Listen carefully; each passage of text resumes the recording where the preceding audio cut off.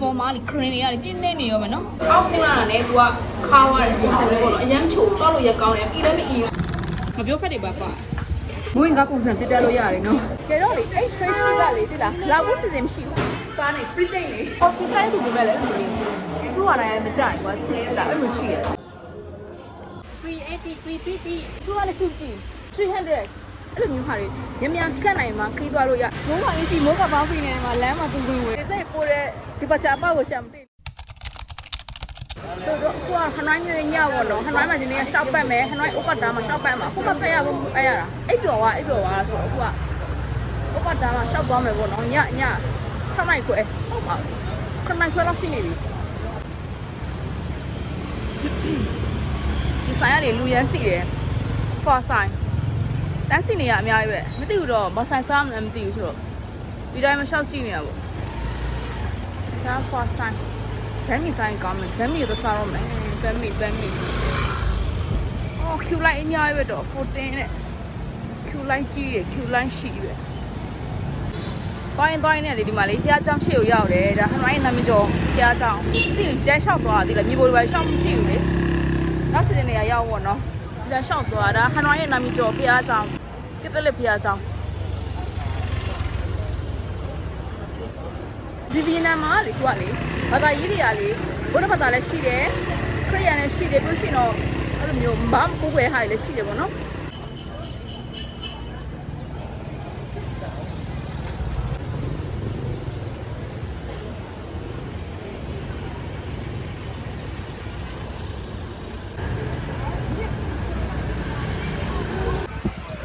ဟနိုင်းအကျော်ဆိုင်ရောက်နေတယ်ဟနိုင်းအကျော်ဆိုင်အကျော်စုံပဲ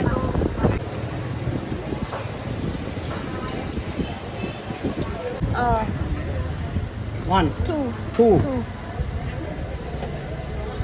yes hai chảo hai tôm. two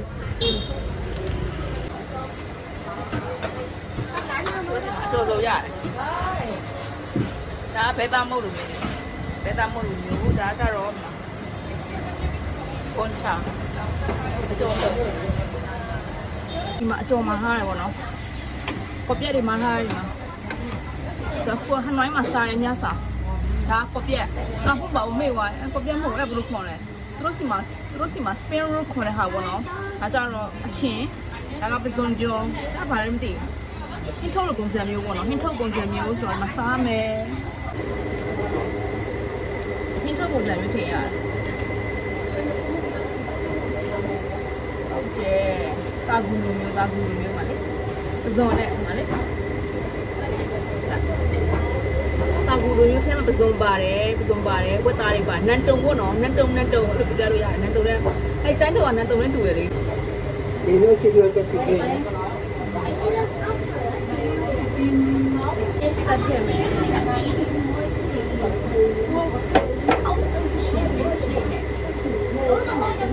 chị được sinh ra là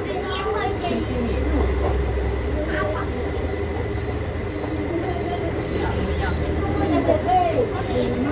cái màu nó mỏng này đó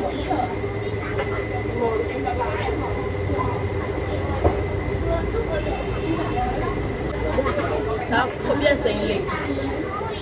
chị này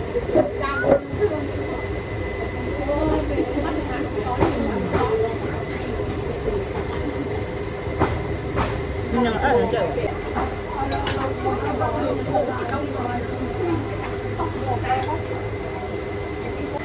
là không mà không lì mò luôn nè cho rồi nè cho nó chẳng nào không mò luôn nè cho nó được nó xịn quá lý nào nó sao cho nào mà đi nên trồng luôn miêu đi thêm y đi mua lại thâu lấy chiếc xe đi làm ra này lại chi lại ăn bao gì đi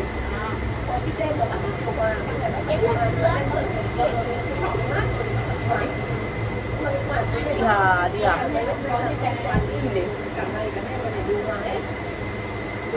trong số luôn nhiều nó cái mà hoa bà này bây giờ này bà này thế nào mà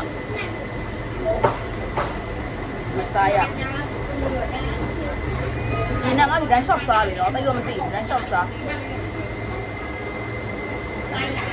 nên trùng cũng xem yếu về thì nó 啊，都讲完，什么讲完？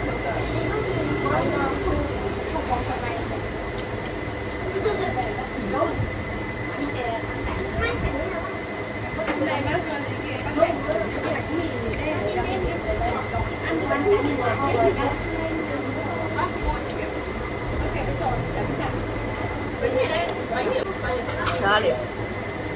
然后平常嘛再说呗 ，spring roll，一件 heavy ဖြစ်တယ်对啦。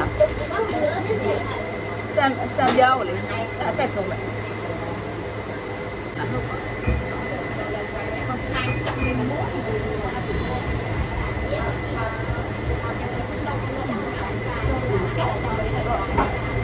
今天过来了。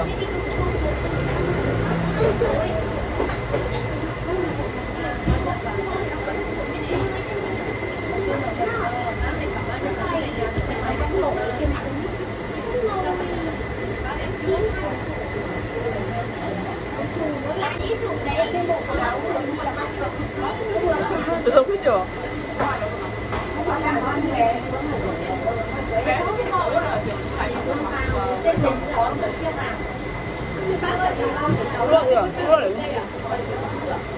装进去煮嘛，那里没有，那咋煮呗？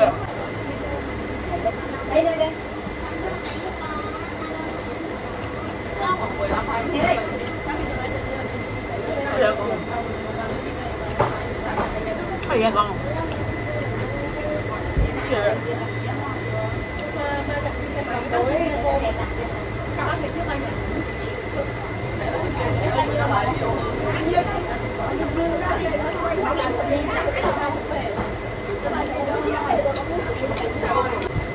quá mà sao mà lâu nó chạy luôn đi mà đi Spiro vì nó có nhân lịch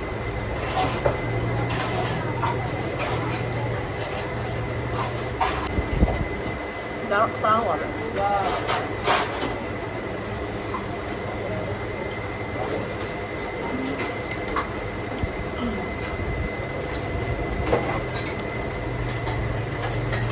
Sibling Town နဲ့ခင်ထားတာအပြင်အသားထဲကနေပြီးတော့ Sibling Town နဲ့ Sibling Town သားခင်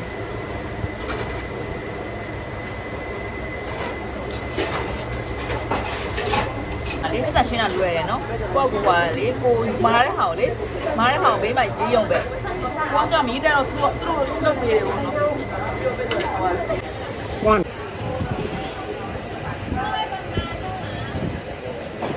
còn mời bạn cứ lên ạ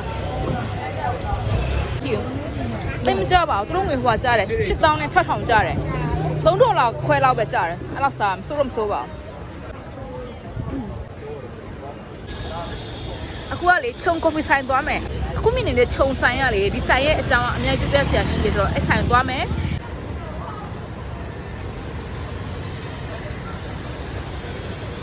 Mak coffee mahal ada bono. အကြည့်သူတို့ဆိုင်ရဲ့ decoration ကြောင့်ပြပြစရာရှိလို့လေသူတို့ဆိုင်ရဲ့အကြောင်းပြပြစရာအများကြီးရှိရယ်ဒီမှာထားလိုက်ကောင်းမှထင်တယ်ဒီစုံလမ်းမသိဘူး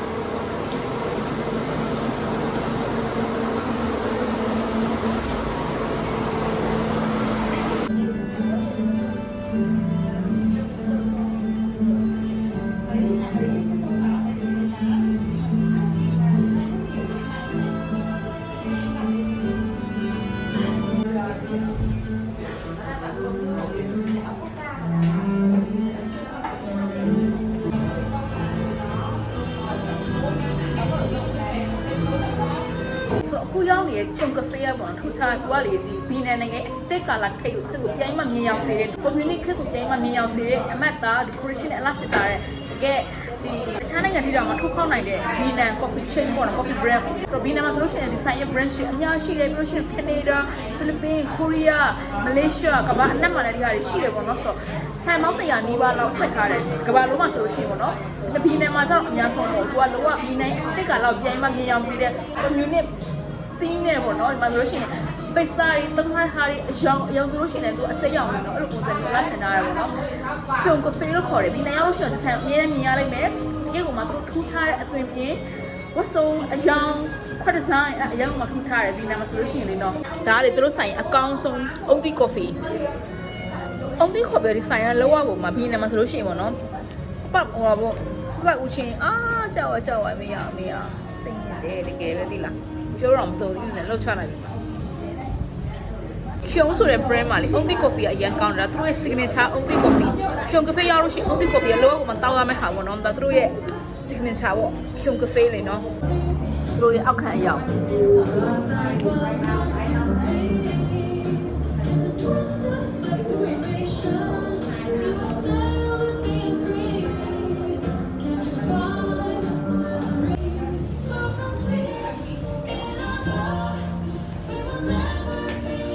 ဆိုင်တော့ဆိုင်တမမျိုးမြင်ရလိမ့်မယ်ပါသိလားလေမတို့ကအစိမ်းရောင်ချစ်ခံတယ်ပေါ့နော်သူမျိုးဆက်စိမ်းရောင်သူစိမ်းရောင်သူစိမ်းရောင်ပြတ်ရှိရအဲ့စိမ်းရောင်ချစ်ခံသိလားမပြတ်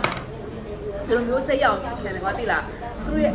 ကိုယ်ရိုက်ထားတဲ့စိမ်းရောင်ပေါ့နော်စစ်စိမ်းရောင်အဲ့တင်းပေါ့ရှီကေလူမျိုးရုရှားတို့တရုတ်တို့ပြီးတော့ဒီနိုင်အတစ်ကာလာခိတ်ကိုပြိုင်မှအချစ်ခံတဲ့ဒီဇိုင်းလေးတွေပေါ့နော်ဥစား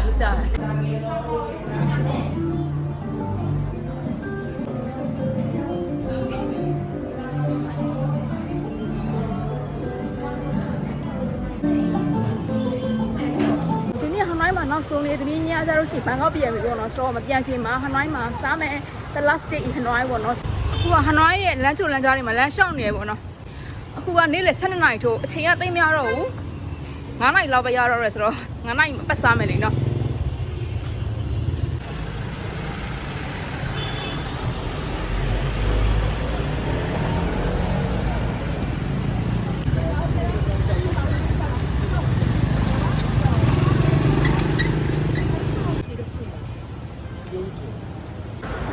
ဆိုဂျန်ဆိုတဲ့ဟိုလေ coffee ဆိုင်သွားနေရတယ်ကျုပ် coffee လေးအဆိုင်ခါသွားဘူးဒါ first time ဘီနယ်ရောက်တာအကြာကြီးပဲနော်ဘီနယ်ရောက်တိုင်းလေအဆိုင်ခါသွားပြုတ်ကျုပ် coffee ဆိုင်လေဂျန်ဆိုတဲ့ဆိုင်သွားမှာသူကကြတော့လေ coffee ပထမဆုံးစထွင်တဲ့ဆိုင်ပေါ့နော်ကျုပ် coffee စထွင်တဲ့ဆိုင်သွားမှာသူကဒီမှာရောက်ပြီ cafe ဂျန်နဲ့ဒါတော့ဆိုင်တော့အဟောင်းမဟုတ်ဆိုင်အသစ်ထင်တယ်ဒါ6က46ကလေးဖွင့်ထားတဲ့ဆိုင်တဲ့ Hanoi Heritage is Coffee တဲ့ဒီမှာဒီဆိုင်ထဲဝင်ရမှာဒါက Hanoi ရဲ့ကျုပ် coffee ဆိုင်ပေါ့နော်ဒါအရင်ဆိုင်ပဲရှိခေတ်ကလေးဆိုင်ပဲအဆိုင်ရဟုတ်တယ်ဟာလေသူအပေါ်မှာထိုင်လဲရသည်လားဒါတော့အောက်ထပ်ပေါ့နော်ဒီမှာကျုပ် coffee ဆိုင်ပေါ်လဲရှိရပဲနော်ဒါပထမဆုံးကြည့်ရောက်ပြီးတော့ဒီဆိုင်လေးလားကျုပ် coffee တောင်းတယ် try မယ်လေနော်အစားဆိုင်ကတော့ပူရတယ်ဒါကဘယ်လိုမျိုးဆိုင်ပါပထမဆုံးကြည့်မယ်ဒီကဒါကလေကျုပ် coffee ဒါကတို့ရဲ့အပူပွားတွေပေါ့နော် air coffee hot one hot yes ဒီကဥစပူဆိုင်နေလေနော်တို့ရဲ့မူလဆိုင်လေးပေါ့ဒါပေမဲ့နောက်ပိုင်းကျတော့ပြင်ဆင်ကောင်းတဲ့ဟာတွေလုပ်ပြီးတာဆိုင်ခွဲတွေအများကြီးဒါကတော့တို့မူလဆိုင်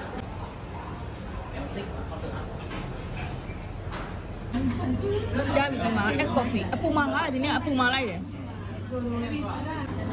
အပေါ်မှာလေ cream တွေရတယ်ပြင်းနေနေရောမယ်နော်ဟွာကျုပ် coffee အနေသူကတခါလေးရောထားတာပဲသိလားသူကတခါလေးရောထားတာတက်လေအောက်မှာလေ coffee သိမရှိဘူးအနည်းနဲ့ coffee နဲ့ရောထားတာမကြည့်သိလားရောတောက်ရတယ်တော့ cream ဖြစ်သွားတာပေါ့ cream အနည်းလိုဖြစ်သွား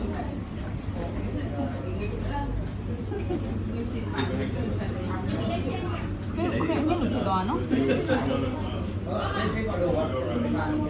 ဒီမှာတောက်ပြီး cream တွေကလည်းပြင်းနေရောပဲသိလားကျုပ် coffeeအဲ့ကွန်ပျူတာနဲ့လည်းကြံသေးအခါတက်လည်းပေါ့ရမ်းမအီဒီလေးပုံစောက်တောက်လို့ရမ်းကောင်းတယ်သူတောက်တာမဟုတ်ကြားဖြစ်သွားတော့ပေါ့နော်ခရင်များတော့လေချိုးတယ်ကောင်းတယ်ရမ်းမအီဘူးတော့ကောင်းတယ်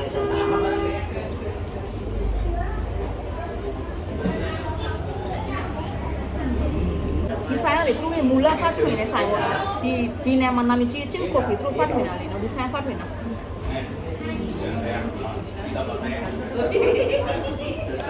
coffee အခါလေအောက်မှာပါတိလားအောက်မှာကြံသေးရဲ့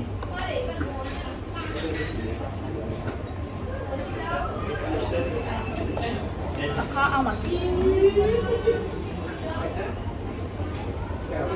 ဟိုကလေဒီလားပူနေအောင်လို့လေအောက်မှာလေဒါရီးထည့်ပြီးရင်းနှီးထည့်ပြီးခံပေးထားတယ်သူကလေအောက်လာလေကိုခါလာလေဒီလားအောက်ဆင်းလာလေကိုခါလာလေတ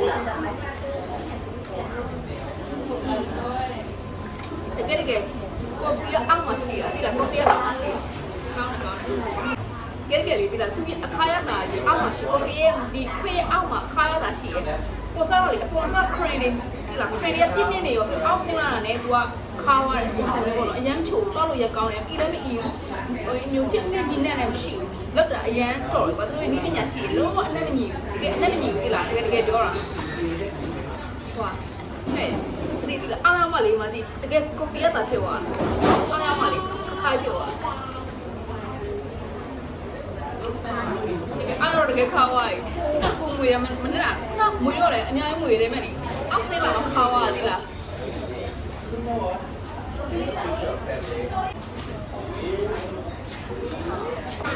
ေ့တာရာမျိုးခုံပူလေးမထားတာဘီနန်နဲ့တာရာပဲကွာဒီလားဘလူဆာကော့ဆွဲဆာကိုဖီတော့တာဘီနန်နဲ့တာရာဒီခုံပူလေးကိုလည်းကဆိုင်ကြီးထည့်လိုက်တော့ဒါဘီနန်နဲ့တာရာတွေပဲအဲ့ဒါတွေရတယ်ဘူးစားတော့ညီရောညီမနဲ့လေဆိုတော့ညီရောပါတိလာအဲ့ဒါချင်တာ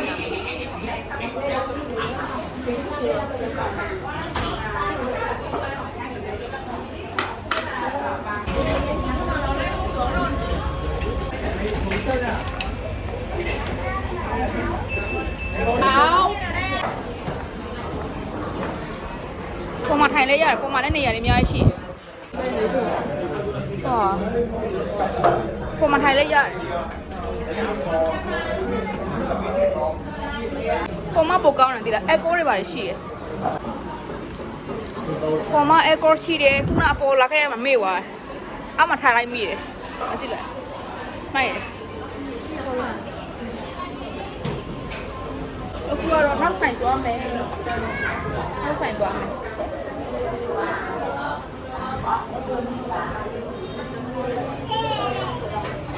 နောက်ဆိုင်သွားကြမယ်သူတို့ဒီမှာလေသူတို့မျိုးလေလမ်းချင်းထဲနေဝင်ရတာပေါ့ရှေ့မှာထိုင်လဲရတယ်ရှေ့မှာလည်းဆိုင်ရှိတယ်ဒီမှာလေ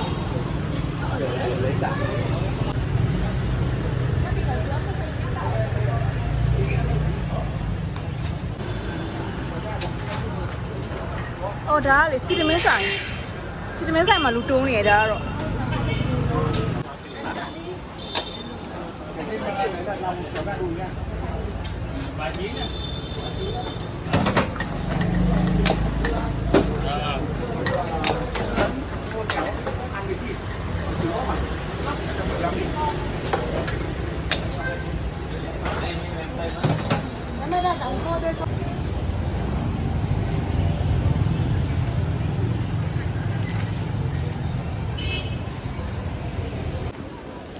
ဒါနောက်ဆိုင်ရောက်တယ်ပေါ့နော်ဒါ Q ခောက်ဆွဲဆိုင်လာစားတယ် Q ခောက်ဆွဲကဲနော်ဘဲလိုက်ကဲနော်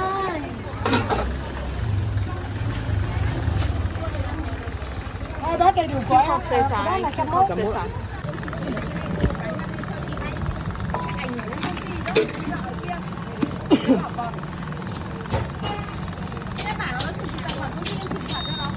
ကိုလေပြူတွေအများကြီးတဲ့နော်ဟုတ်ဆယ်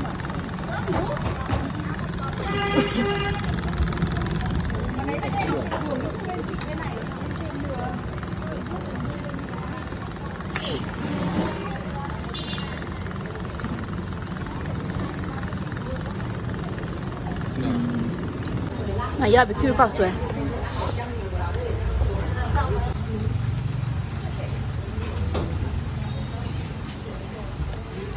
တားလုံးပါတယ်ပြီးလို့ရှိရင်ခရူးပါတယ်မလေးခရူးခောက်ဆွဲခရူးကတိတ်တော့မမြင်ရအောင်ဒီမှာခရူးမုတ်တီဖန်နဲ့ခရူးခောက်ဆွဲပေါ့နော်အဲ့တော့မှအဆက်ထက်အဲ့တော့ဆက်ထက်အရွက်ထက်အဲ့လိုပုံစံမျိုးပေါ့နော်လို့စားရမုတ်တီဖန်တေးလေးကိုမှမပြောဖက်တွေပါပါတယ်မကြည့်လိုက် မပြောခက်တွေပါကွာဒီတခါတော့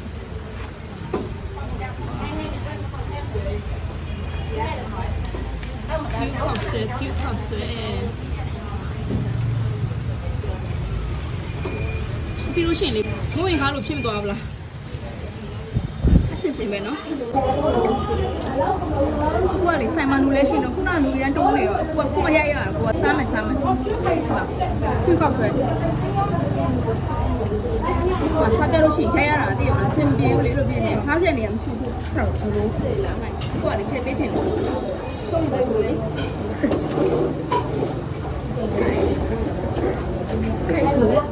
ကွယ်အချင်းပဲတဲ့မင်းကားလို့ပြလို့ရလေနော်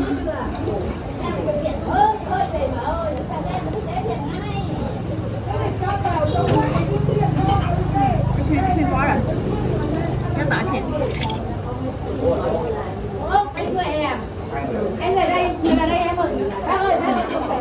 ဒီနေ့စောရလည်းရှိသေးလားဒီနေ့စောရအရှိ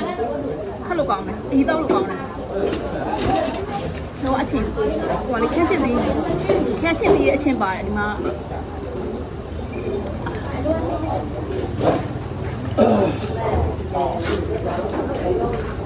တော့ဟိုလေအသားလုံးနဲ့ခင်းနေပေါ့နော်အားလုံး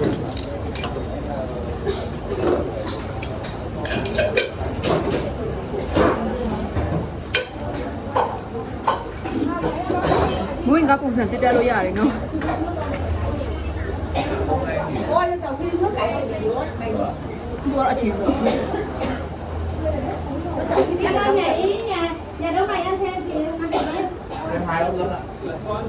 ဖခယူ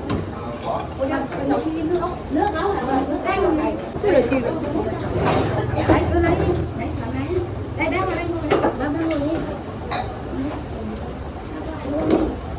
我找木呢。这里一千的花了嘞，喏，多钱呢？3万多的不呢？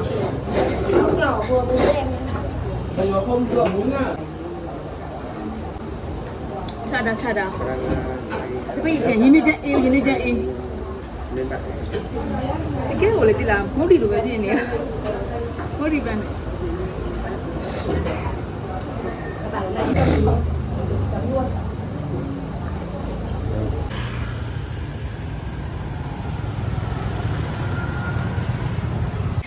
đi chị à lấy thì là đi dây của chạy đấy Patagonia đi dây lấy à anh khăn này tua lấy rồi nó rồi chỉ nó này asset chơi rồi vậy mà tua anh khăn này tôi không bảo lấy thì là đấy asset rồi chỉ đó replica đấy bọn nó mà đó là export đi mà đi cái true sử dụng đi à bên này mà về xí à Patagonia sử dụng đi à nó mà nó brand này à rồi cái North Face rồi bảo rồi xong xí design mà rồi Patagonia popo là design mà rồi nó số bao lâu xem mấy chị lại sister this one how much 350 tôi biết ngã rẻ vậy số làm số em đi chơi cả là của mà xong A đó mình lúa ở bữa này mình lúa phía này cái đó Việt Nam đi từ miền này về là đen này đi chơi cả là Kazakhstan bên mà mình A rồi mình đi phía này đó cô toán mình chỉ ở áo bùng này đó mình lúa ở đó cái đó Russia xong đôi này bài toán rồi chuyển ra đi nó lúa ở đây thì là đó không khá đi cô mà nói thế nào mình chịu đi rồi chỉ phía trên này à bọn nó từ miền Việt Nam này mà số bao nhiêu nó qua cái asset của mình này nó chuyển từ miền về rồi số bảo cái hàng của này mất đẹp vậy nó à được con này đi dạo này là xây dựng này chạy à lấy con này anh nuôi ta đi ta no face to bảo đấy thôi lấy đi mà lấy thì thế rồi gì mới chỉ lại mà how much 380. give me How many? only one 380, 350. And 250 300 350 cheap for you. 300 only one 300ဘာမှဒီထဲတော့ဝယ်လိုက်တယ်ပေါ့နော်ဆိုတော့ကျုံတို့လေနော်ပတ်စံလဲပိုတော့ဘယ်လောက်ပေးရလဲကွာပေါ့$10ကျော်လောက်ပေါ့စိုးပါ$9လောက်အမှန်ဝင်နေဆို$9လောက်ပဲကြာကျုံတုံးဝယ်လိုက်တယ်ဒါတော့လိုချင်တာတော့အဆက်တွေလိုချင်တယ်ပေါ့နော်မရပါဘူးဘလို့ဟိုလို့ရတယ်နော်အဓိကလေခါစတန်သွားလို့ရှိရင်ကပင်သွားမှဆိုတော့လေနော်နည်းနည်းကပ်နဲ့လိုက်တဲ့ဘောင်းဘီမျိုးမဟုတ်လို့ရှိရင်ပြန်ရှော့ရတာစင်ပြေးရည်တိလားဘလို့အထူးတွေရလေဒါမေးကြည့်ရလေဒါကိုသိန်းတဲ့နည်းနည်းတော့ဆေးများသူကနည်းနည်းဆေးများတယ်ကိုသိန်းတဲ့ခုနကဆိုအတော်ပါပဲကွယ်ခုနကဆိုနည်းနည်းပေါ့ပါလေ ဒါဟုတ်တယ်ဒါလိုချင်တာဒီအင်ဂျီအမဲရောင်လေးလိုချင်တာခုလောလောဆယ်ကအမွဲသေးဘာဖြစ်လို့လဲဆိုလို့ရှိရင်တော့ဒါတွေတော့ဒါလိုချင်နေတာဒီအင်ဂျီကိုအခုလောလောဆယ်ဒါမလိုအပ်သေးဘူးနောက်3လဒါမလိုအပ်သေးဆိုတော့မဝယ်သေးဘူးလိုက်တယ်နေရမှာဆိုလို့တကယ်လို့ custom မတွေ့လို့ရှိရင်လည်းနောက်မှဝယ်လိုက်တော့မယ်တိလားအဲ့ဒါကိုလိုချင်တာကိုရီးယားဒါအရန်လိုအပ်တယ်လေရုရှားသွားလို့ရှိရင်ရုရှားထပ်သွားဖြစ်လို့ရှိရင်တော့အဲ့ဒါကြီးတွေကထပ်လွန်အောင်ပါဒီစိတ်တွေကြိုက်တယ်ဖာရာဂုန်နီယာကိုကြိုက်တယ်ဒါလေးတွေတော့လည်းအပေမခံဘူးဒါမျိုးလေးတွေနော်ဒါမျိုးလေးတွေနောက်မှအစ်စ်ဝယ်မယ်အစ်စ်တစ်ထည်ဝယ်မယ်ဒီကဒါကိုအစ်စ်ဝယ်ချင်တာပေါ့နော်အရန်ခံတာလေတိလား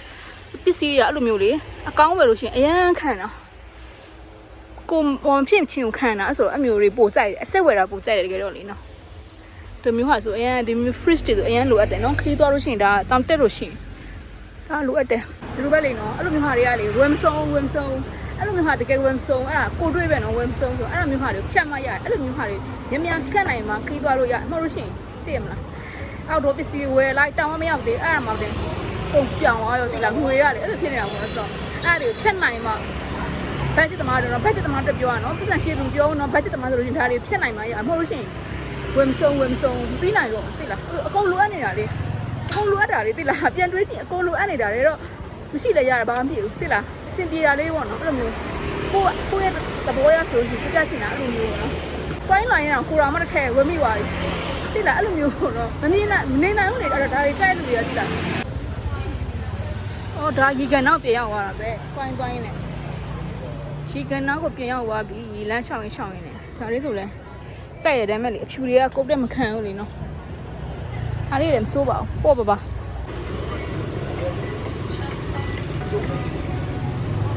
ဆေးရတယ်ဒီလားဝယ်မစိုးဟိုမြင်လို့ဒီမြင်လို့ဒီမကြီးဒီလားဒါဆိုလို့ရှိရင်လည်း upload ဆိုလို့ရှိရင်ကြိုက်ရလေနော်ဝယ်မစိုးအဲ့လိုဒါကောင်တော့ရှောင်းလွဲပါရဟုတ်ရင်ခရီးမရောက်တော့အခုကလေဒီမှာလေနောက်ထပ်ဆိုင်လာကော်ဖီဆိုင်တိုက်အဟောင်းကြီးသီးလားလုံးဝတိုက်အပြိုပြက်အဲ့လိုမျိုးတိုက်ဟောင်းကြီးမှာဖွက်ထားတာကော်ဖီဆိုင်ကိုလေဒီနေ့အေးလေးတောက်မယ်သူတို့တိုက်အဟောင်းကြီးလေးရတာလေနော်မကြည့်အခုနောက်ဆိုင်ထက်လာတယ်အဟောင်းဆိုင်ပေါ့နော်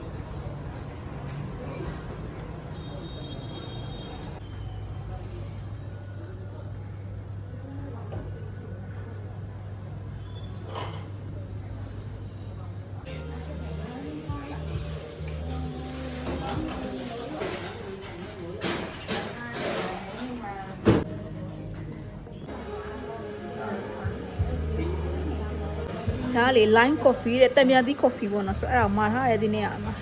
line coffee လုံတီတီဆိုတဲ့ဆိုင်လေးမှာဆိုင်လေးကလောရှိဟောင်းတိုက်မှာဆောက်ထားတဲ့ဆိုင်လေးပေါ့နော်ချစ်လို့စစ်စီရတာသူတို့လုပ်ထားတဲ့ဆိုင်လေးကလေဝေးကြ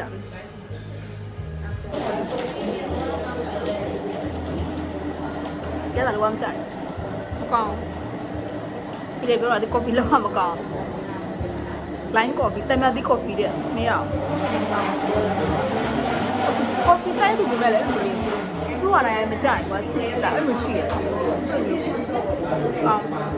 မဲအဲ့ဆေးကြီးတယ်9000ပေးရ9000ပေးရတာကောအောင်တောင်းမရမယ်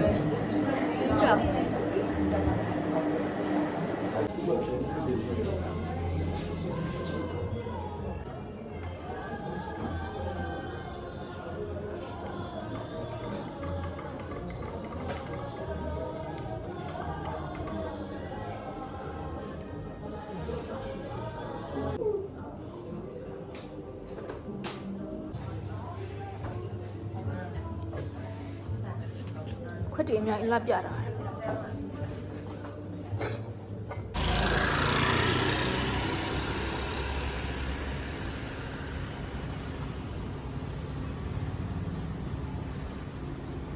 အခုကဘယ်သွားနေလဲဆိုလို့ရှိရင်တော့မဆီဒီတို့နဲ့တွေ့ဖို့သွားနေတာသူတို့လည်းဟန်နိုင်ပြန်ရောက်ပြီဆိုတော့မပြန်ခင်လေးဘန်ကောက်မပြန်ခင်လေးမှာသူတို့နဲ့တွေ့မယ်အမတို့နဲ့ဆိုတော့အခုအမတို့တဲဟိုတယ်ရှိကိုရောက်ပြီခုကbespoke trendy တဲ့ဟုတ်တယ်ရောက်ပြီအဲ့တို့လမ်းလေးကတော့ချစ်စရာကောင်းတယ်နေရာလေးအရန်လာကြလားပန်းပင်တွေပြတ်ပြီမယ်အင်းလေးကချစ်စရာဒီလမ်းလေးမှာလीနော်စိတ်ကူပန်းယုံလေးနဲ့လှတယ်အမတို့ဟိုတယ်ရှိလမ်းချစ်စရာကောင်းတယ် ဒါက train street ဟနွိုင်းရဲ့ train street အဲ့ဒါခုမှရောက်ဖြစ်တယ် train street ဆိုင်ရများရဲ့ train street မှာတော့အခုကဒီမှာ train street ကိုသွားနေတာသူတို့ကလေပြမယ်ဒီလမ်းကလေတက်လို့မရအောင်သူက coffee ဆိုင်သွားမှတက်လို့ရတယ်တဲ့ဒီတိုင်းတက်လို့မရအောင်ဆိုတော့တက်မခံအောင်ဒီမှာဒီလမ်းရှိတာကိုဟိုဘက်ကိုပြန်ရှောက်အောင်မှာဒီမှာယထာတန်လမ်းကတ်ရင်မှာဆိုင်လေးတွေဖွင့်ထားတယ်မရဘူး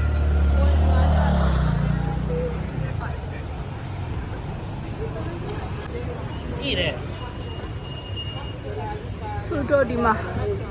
dangerous area တဲ့ရထားဖြတ်တဲ့နေရာပေါ့ဒီနေရာတွေကလေနော်။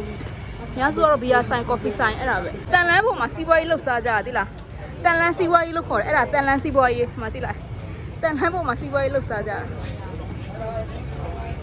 တန်လန်းစီးပွားရေးတန်လန်းစီးပွားရေး။ဒါတော့လေအဲ့ train street ကလေသိလား။လာဖို့စီစဉ်မရှိဘူး။ခုမှလေ city to city line နဲ့မှာ city to နေတဲ့ hotel နဲ့ကပ်ရဖြစ်နေတော့မှာ train street ရောက်လာခဲ့တယ်ပေါ့နော်။မပြန်ခင်မှာ train street ရောက်လာခဲ့တယ်။စလာဖို့စီစဉ်မရှိဘူး။မပြန်ခင်အမသူရိုက်ကိုရပြင်းနေသူရိုက်ကိုရပြင်းနေတော့ကောနေရောပတ်လိုက်ဦးဘယ်ကောင်လာမရှောင်းမလားဟိုဘက်အဲ့ဘယ်လိုဒါ Trade Street ဆိုင်လေးတော့စိုးတော့မစိုးပါဘူးညားတော့များတယ်သူအဓိကသူရထားလာတဲ့အချိန်မှာအဓိကပေါ့နော်သူရဲ့ဟိုအဓိက attraction ကလေရထားဖြတ်သွားတဲ့ဟာကိုထိုင်ကြည့်ကြတာပေါ့အဲ့လိုမျိုးကိုကဘာမှမရှိဘူးဒီတိုင်းတန်လန်းစီးပွားရေးတန်လန်း coffee ဆိုင်ပဲရှိတယ်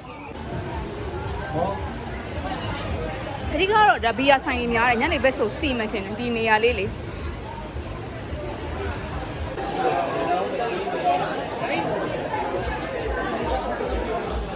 ကြည့်လိုက်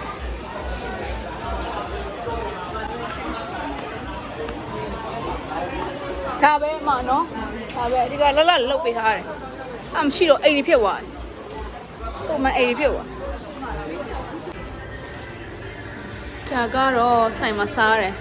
စီရီဒိုနဲ့ဒီမှာဆိုင်မှာလာစားရတယ်ကိုရီးယားကတော့ free ချိန်တာပေါ့မျိုးစုံမင်းလာစားအတင်းတီထောင်းပိုရှင်များတောင်းတယ်ဒါလေးကတော့ကိုယ်ကြိုက်တယ်ကျုပ်တို့ပြိတ္တပြပါစီဒီတရားကျုပ်ကျွန်းနေညာမကြည့်အခုဒီနေ့ကဖန်ကောက်မပြန်ခင်နောက်ဆုံးနေပါလားညော်လေးပဲနဲ့လာတွေ့တယ်ညော်လေးချင်းတော့ချိန်တယ်မဲ့မတွေ့ဖြစ်ဘူးရောက်နေတာနော်မနော်အမတော့တပတ်တော့ရှိတယ်မဲ့အခုမှတွေ့ဖြစ်တာဟာလောင်ပေးအမဟာလောင်ပေးသွားလိုက်ဆပ်ပါသွားလိုက်ကိုရီးယားပတ်ချလဲနေရောအခုမှမပြန်ခင်နောက်ဆုံးရေးမှလာတွေ့ရမစားနေ free ချိန်နေ free ချိန်နေပြီ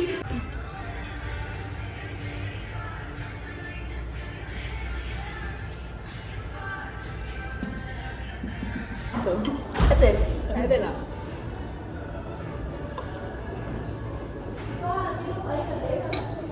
ဒီရောစားရင်လုံးဝပိုးစိမ်းကောင်အကောင်100လောက်စားလိုက်ရတယ် thank you ကြောက်လား ပိုးစိမ်းကောင်အကောင်100လောက် စားတော့ မျိုးချလိုက်တဲ့ပုံဖြစ်သွားတယ် ဆူဆူလေး ဟုတ်တယ်ဟုတ်တယ်လုံးဝအဆင်မပြေဘူးနိုင်ရင်ပိုးစိမ်းကောင်ကောင်100ဖြစ်သွားပြုံး ပါတော့အမတို့ကဘယ်ဟွာလားအမတို့ group တွေပါဒါကလေးကဘယ်လိုငားလိုက်ဟုတ်မလားငားကြမှာတိုးပဲရမှာရနော် ဟိုတဲ့ဟိုဝယ်ခိုင်းနေတာဟိုတဲ့ကချိန်တာတချို့ညာရကိုပေါ့ကွာဒီစပါးတော့ဘယ်လိုလဲဘယ်လိုဟုတ်လားကိုက grab ထောက်ပြီးတော့ grab နဲ့သွားလိုက်တာပြီးတော့အမှမြေပုံကြည့်ပြီးရှော့သွားတယ် ဒါကကိုတော့သွားတယ်ကိုအင်းကြတော့မှာပါသူတို့ကိုသွားတယ်ကိုအင်းတို့တော့မရလို့ကြောက်တယ်ကိုပြန်ရတယ်ဒီပုံလေးရောနော် ခေါင်းထဲမှာ တင်းချုပ်လိုပဲနော်သူတို့ပြလာပြမယ်အဲ့ဒါကိုပြမယ်မအောင်ပြမယ်ဟုတ်တယ်မကောင်းတယ်ပါလေ အော် ဘယ်လိုကြောင်း2000နဲ့အဲ့ကြောင့်ဟိုကောင်လေးပဲ2000နဲ့ရှင်းရှင်းပြ ဟုတ်လားအမတို့ Android ID ကလေနိုင်ငံတော်တော်များ passport ဖြစ်တယ်ဖြစ်တယ်ဒီလိုရောဗီဇာရှောက်ဖို့လွယ်လေအဲ့လောက်စစ်စစ်မရှိတော့ဘူးအန်ဒီကဘာဝဖြစ်တယ်လေနော် short ဖြစ်တယ် ဒါတော့ဟိုက passport မဟုတ်ဘူးနော် စမုတ် ID တစ်ခုပဲနော်ကတ်လေးတစ်ခုပဲသိလား ဘာနဲ့ copy ရော try me လား ဒီနေ့တော့ဟိုနာမည်ကြီးဆိုင်ဂျန်ကဖေးဂျန်လားနာမည်ကြီးဆိုင်အမရောက်သွားလားရောက်သေးဘူးဒီကကော်ဖီနဲ့ရောက်သေးဘူးအဲ့ဒီကောင်းတဲ့ခါလာမှာဒီမချစ်ကော်ဖီတစ်စားပေးတယ်တူတယ်ဘုံမတော့တော့အဲ့ဒီကော်ဖီကိုတိတ်မကြိုက်မကြိုက်ပါပြစ်အကြီးရတယ်ထိနှံ့လို့ပါလို့ပြောတယ်ဒီနေ့တိတ်မရှိဘူးလို့ဟာဒီတောက်လို့ရတယ်ပဲပြီးတော့ဘုံနော်ပြီးတော့ဘာကြိုက်လဲစောတော့တဲ့ဘုံရောတစ်ခါစားပြီးလို့သဘောတိလားဆက်စားတော့တစ်ခါစားပြီးပြီးသွားတော့ရတာဖြစ်တော့ဒီနောက်ထပ်မတော့လို့လေတိလား try အဲ့လိုမျိုးဖြစ်တော့ soft coffee ရတယ်ဆို soft coffee ကြိုက်တယ် coconut coffee လည်းကောင်းတယ်အခုဘာလို့မှာမလဲနေမှာနေပဲဟောနေဆက်ဆောင်နေဖြစ်သွားပြီဒီမှာတော့ထုတ်ကိုတည်လိုက်ရမှာဒီနန်းလည်းလင်းရှိတယ်တူတူပဲတိတ်တော့ထုတ်စီကတော့ယူအောင်ဖြစ်တယ်ဒါလေးတည်းလည်း consistent သွားလို့မရဘူးအချိမပါဘူးကအလွေးကြီးလိုရနေတော့အဲ့ဘေးရဒီဇောင်းစာပုံပုံလာတော့အေးဟုတ်တယ်ဈေးကတော့ပြူရက်ပါပဲပြန်တွေ့ရင်တော့အခုကဆိုင်ကနဲ့စစ်သွားမယ်ဘိုးကသေးဘိုးကချနေပြီပါအကြည့်ချင်းနေကြည့်လိုက်လို့ပြောမိုးကအင်းကြီးမိုးကပေါင်းပြီးနေတယ်မှာလမ်းမှာသူဝင်ဝဲတာမိုးတွေပါတယ်ဒီက